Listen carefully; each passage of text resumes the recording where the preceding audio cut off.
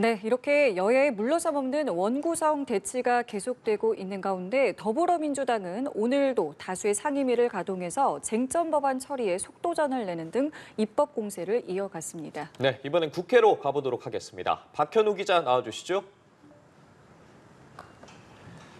네, 오늘 국회에선 환노위와 농해수위 전체 회의가 열립니다. 말씀하신 것처럼 여야가 원구성과 관련해 좀처럼 접점을 찾지 못하고 있어서 오늘 상임위도 민주당 주도 아래 여당 의원들의 불참 속 반쪽으로 열리는데요. 오전 10시 시작된 환노위 회의에서는 윤석열 대통령이 앞서 제2요구권, 이른바 거부권을 행사해 최종적으로 국회 문턱을 넘지 못한 뒤 재발이 된 노란봉투법이 상정됐습니다. 노란봉투법은 파업 노동자에 대한 기업의 손해배상 청구 제한 등 내용을 담고 있는데요.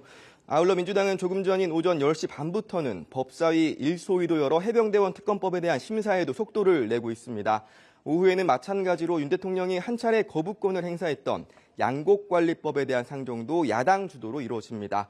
시장에서 팔리지 않고 남은 쌀을 정부가 사들이는 내용 등을 담은 양곡법이 오후 농해수위 전체 회의에서 다뤄질 예정인데요.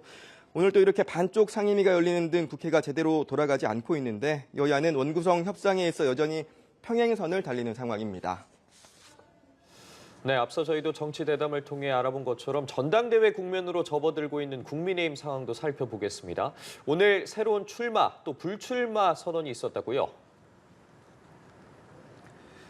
네, 우선 오는 23일 출마 선언을 할 것으로 예상되는 한동훈 전 비상대책위원장은 오늘부터 여의도에 꾸린 캠프 사무소를 본격 가동했습니다.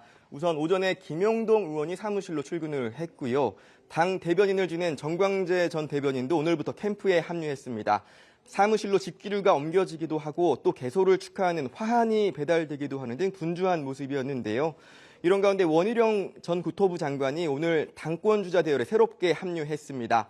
원 전 장관은 기자들에 보낸 문자 메시지를 통해 당과 정부가 한마음 한뜻으로 총선을 통해 나타난 민심을 온전히 받드는 변화와 개혁을 이뤄내야 한다는 결론을 내렸다며 출마 의지를 밝혔습니다. 불출마 선언도 나왔습니다.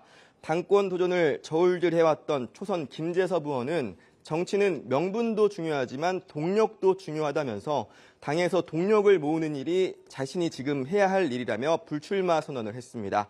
조만간 공식적으로 출사표를 던질 것으로 예상되는 나경원 의원은 캠프 인선 등 작업을 진행 중인 것으로 전해졌습니다. 지금까지 국회에서 전해드렸습니다.